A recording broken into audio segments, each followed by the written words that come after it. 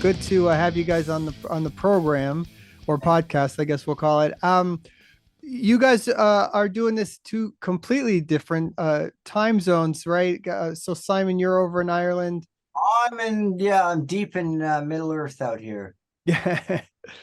And Kelly, you said you're on the west coast of Canada. Where That's where right. exactly? On Vancouver Island, in a city called Victoria. So did you guys work on the album file sharing wise or anything in that manner through these time zones? Was that the way you did most of this? There were some trips. Kelly came out. The initial trip, the molecule, the birth of a molecule trip. Back in September 2020, Kelly came out for a month, and it was supposed to be a songwriting trip for my next solo album. And we were gonna, because Kelly and I have worked on all my solo albums except my first, songwriting wise and then guitar production wise as well. So originally that's how he came out, and yeah, so we very shortly after he came out, we decided no, scrap that. No, we're doing a band. This is it. It just felt right, and we can go into that later in detail. But we did a lot of virtual work. As you can imagine, it was a fair distance away, and there's only so long Kelly could be out here, not working with me. But we did manage, I think, 3 trips, Yeah, and then the rest of it was virtual. And we mixed the album virtually as well with Daniel Bergstrand, who's done a lot of he did Pure Reason Revolution. I think it's the recent one he did.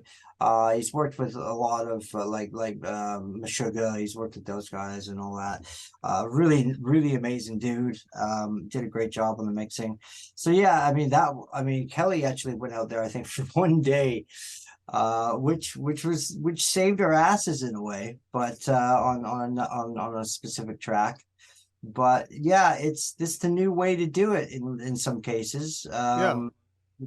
COVID kind of enhanced that whole kind of situation, enabled me not to travel. But Um, I wonder how, like, did impatience kind of fall into sending files and waiting for a response because while he was getting up, you were maybe going to sleep. I mean, is that, and he didn't we hear back? reached the time, like the sweet spot, which Right. between 4 p.m. and 7 or 8 p.m. my time, Yeah. is when he's getting his day started. It's tough, but it is how a lot of records are made these days. So for Yeah. we should mention real quick before we get into the meat of it here that so the new band is called eMolecule for anybody that hasn't paid attention. Album's called The Architect, comes out February 10th. A couple of singles out now already. So one that was named after the band, eMolecule. That's a single. It's a long 10-minute kind of proggy track, epic track that was released first, and then you have Beyond Belief, which is out now, which is over 100,000 views on YouTube at my last saw, which was It is. It's close. yeah. yeah, very very cool. So Mom's great got response on that. mom's Um, notes on how many an hour for the last couple of days. right? Obsessed with it. She loves it. Yeah, Yeah. Um, it's an amazing, yeah, it's been an amazing response, and we definitely want to really deeply thank everybody who's been checking us out, and yeah, uh, it's Well, I been tell you amazing. what, it's one of the few prog songs that in the world that I live in that my 9-year-old daughter loves, and wow. she Ah, asks, she added it to her playlist wow, to listen to. So Song. there you go, it's a winner. It's a good that's huge. song. Yeah, we knew it from the beginning that the song would be well received, and it's certainly, when you back it up with a molecule, it's almost two different universes. Yeah, Uh, yeah, it really is. So, there is a consistency there. We like to pride ourselves on the fact that a molecule is a very ultra modern sounding band. It's very modern in the sense we use a lot of electronic production, and But we're not scared to dive into different styles of songwriting. You know, Beyond Belief is much more accessible. We're aware of that, but there's still a deep mental atmosphere there that kind of resonates throughout the whole album. Yeah. You know, so yeah, but it's doing great. We're really happy with how it's being received. You know, I don't like to go in with any expectations, but we do have a pretty good idea of how things are going to go down. Um, we're going to be releasing 5 singles up until March, basically.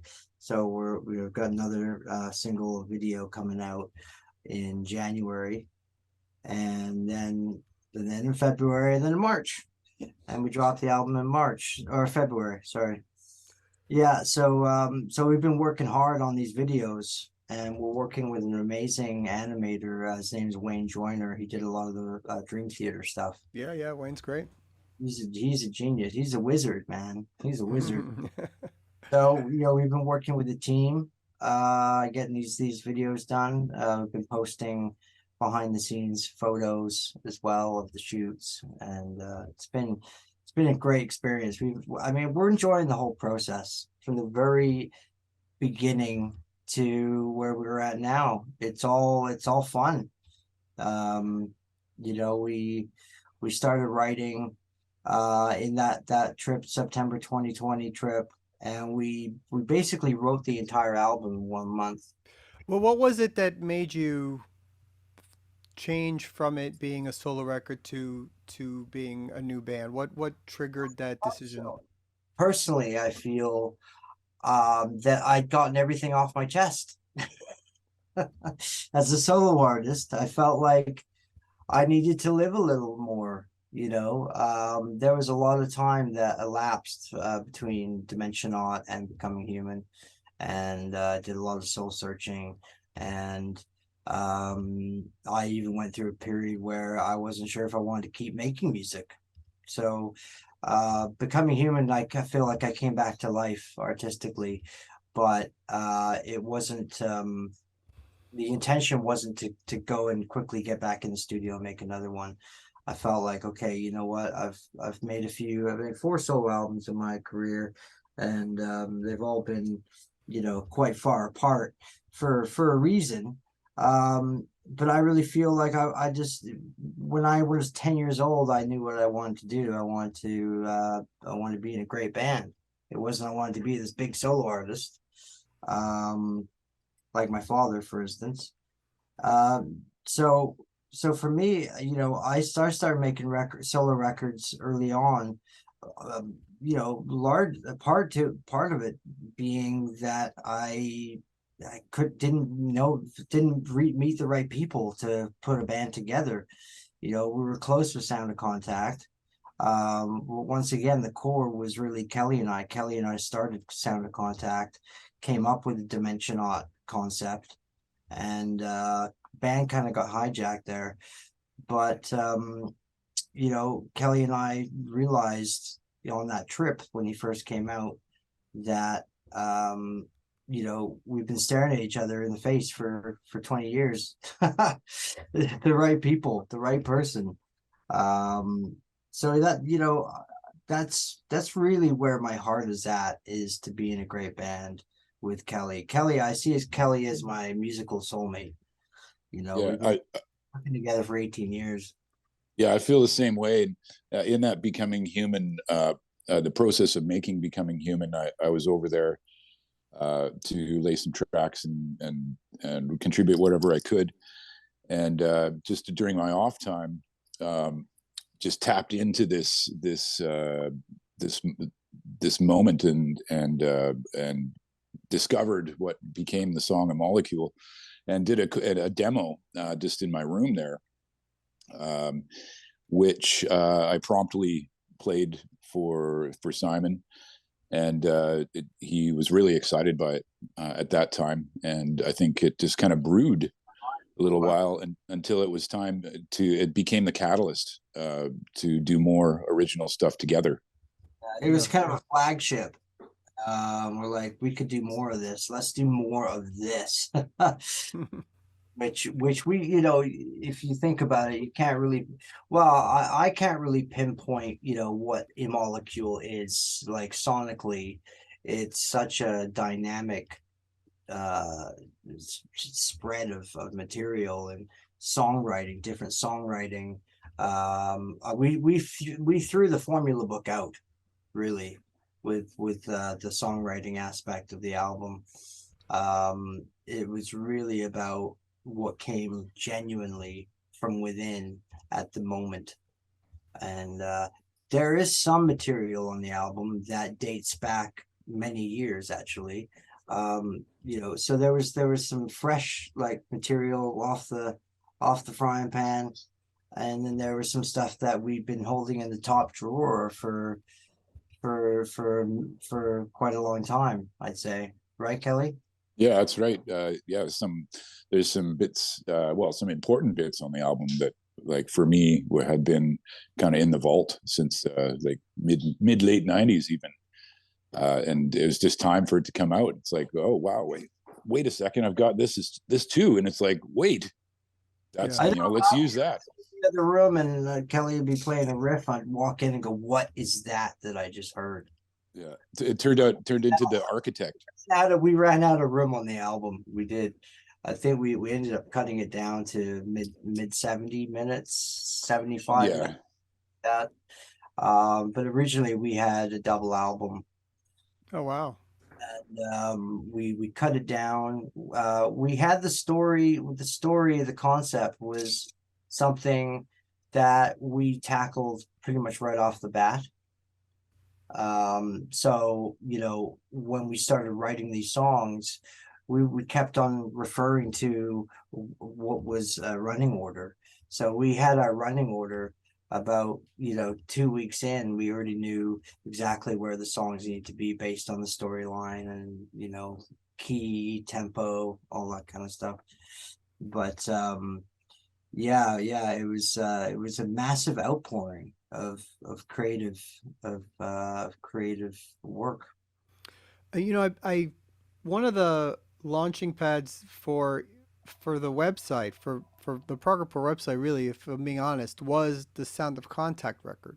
There was a period there in 2013 that I always look back on as a really significant year for Prog in a way, because a lot of bands, either that were returning or new bands that were releasing debut albums. It was just a really big year where I became aware of a lot of music that I had never been aware of.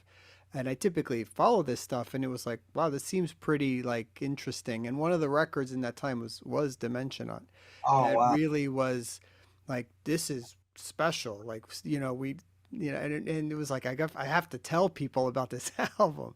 So um, so it's great to sort of have a continuation of that a little bit. I know it's not specifically a follow up to that, but Another it has the I don't know, so the inner soul of it a little bit that I think a yeah. lot of people reference. Well, I Do mean, you it's like that comparison? Do you try and avoid that comparison? Where does that sit for you I guys? think it's a huge compliment, and it makes all the sense in the world because Sound of Contact, Dimensional, it's our baby, one of our babies, man. We as I said earlier, we started the band together as a duo once again.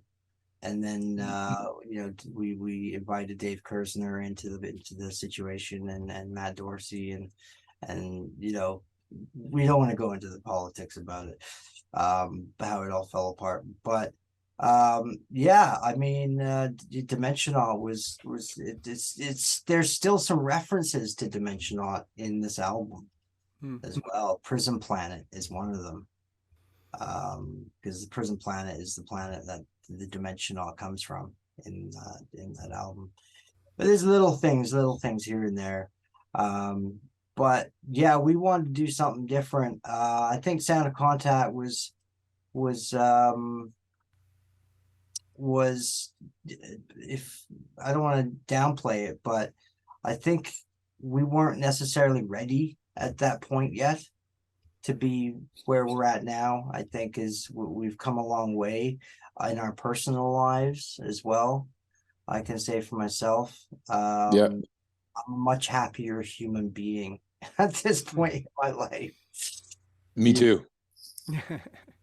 Yeah, and we're ready for it. And we've had some amazing opportunities, signing with Inside Out, him giving us a second chance, knowing about the connection to Dimensionaut, and how that was a success for him, for us. um you know Thomas is amazing guy to work with. It's a great label to work with, the best I've ever worked with.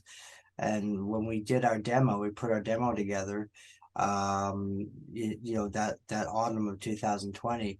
We made that demo specifically for Inside Out. We didn't play it for anybody else. It was an exclusive demo. And we didn't tell him that at the time. We just sent it to him, and he really loved it. And he said, I want to hear more.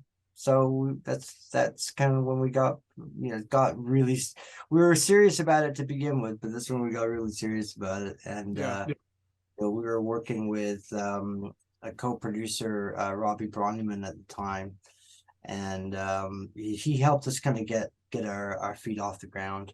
And then eventually we took it on ourselves, and we both co-produced it together, which is something we hadn't done before as well.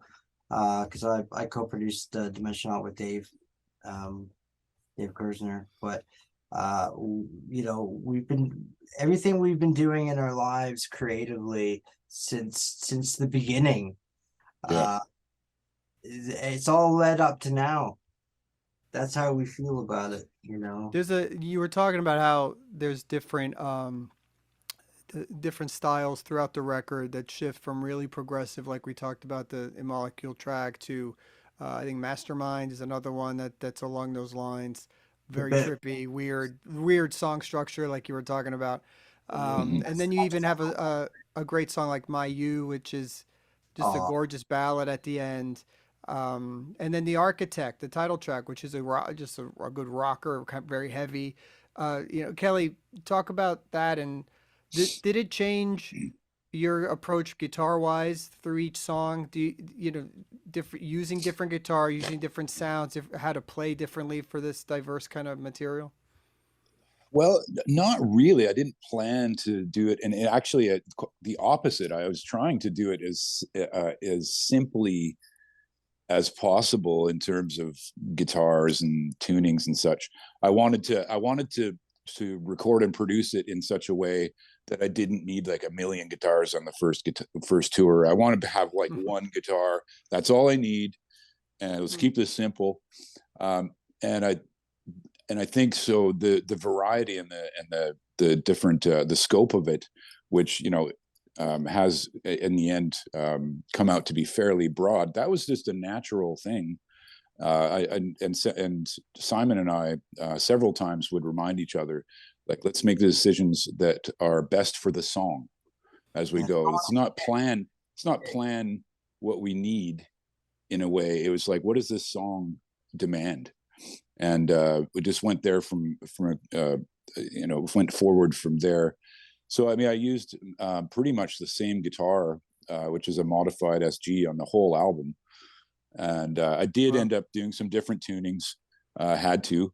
So that's fine. But I really tried to keep it to the one electric guitar. There's a brief acoustic moment.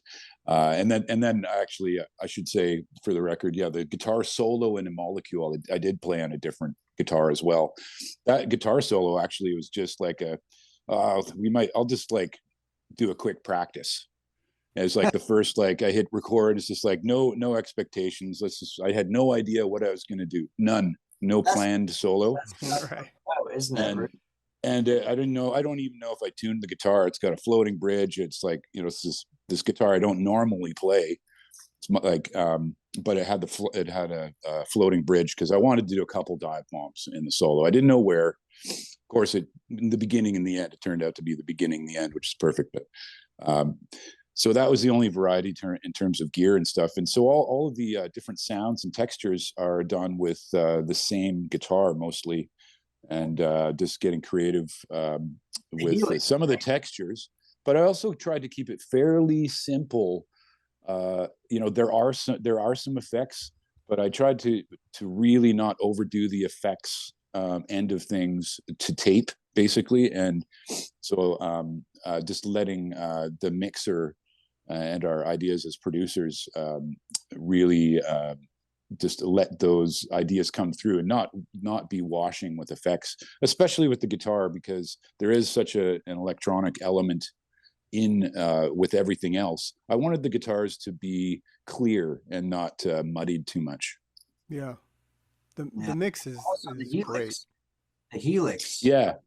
It's an amazing piece of gear. Yeah, using the relatively new technology of the Helix by Line 6 was really cool to understand where recording technology has gone. I hadn't used that modeling technology for recording before, but it's really come a long way, and it was really I think set up well to be mixed.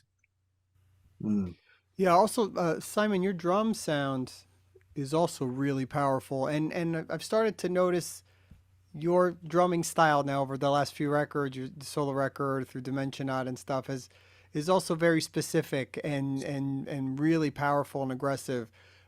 How did you approach these songs? And did you play on a expansive kit? Was it a smaller kit? Do you have the same kit for many years? How did you approach this, and what did you play? Actually, I switched over when I was doing Becoming Human. I switched over to the dark side. I switched over to the electronic drum kit, which allowed me, thousands of different libraries of drum sounds. So for me, but how I developed my, organic drum sound, my acoustic drum sound, was basically to not tune them up at all, to get a thud as opposed to a bong bong bong. It was more about getting a primal-esque thud out of the toms, and so I went for drum sounds that kind of reflected that. But for this album, it was all about what the song needed. Once again, going back to what Kelly was saying, it was as far as the drum sounds go, it was all about picking the right sound for that style of music, that direction. Whether you've got a Dave Grohl approach, like I did on The Architect, or a Calhoun approach, or even a Copeland approach. I really explored my drum influences on this album by kind of using a roadmap based on my favorite drummers. So it's great that I had the capability to do that. Once you've got a kit in the room, in the live room, and it's all mic'd up, that's pretty much all you're going to get for the whole album. And although it's worked for many drummers to do that, I thought it would be more interesting to switch it up and switch up the drum sound from song to song. And there's also a lot of programmed drums as well. It wasn't always down to playing the kit. A lot of stuff was programmed and designed to fit that mental atmosphere. So that's kind of the story behind that. The album is basically just the two of you playing everything. You have a guest on Beyond Belief, right? Frederick from Michigan. That's correct. Yeah. How'd that come about? Well, he just happened to be in the studio. It was his studio that we were mixing the album with Daniel Bergstrand, as I mentioned earlier. I think I did, yeah. And yeah, he was just there, and they were just jamming out, having fun. He just laid down a surprise bonus track for us, and yeah, he's playing. It comes in the second verse, and it's just kind of like a really raw, kind of funky riff that he's playing, and it's great. I mean, never met the guy. And I wasn't expecting it, but it was really cool. It was a cool contribution from him.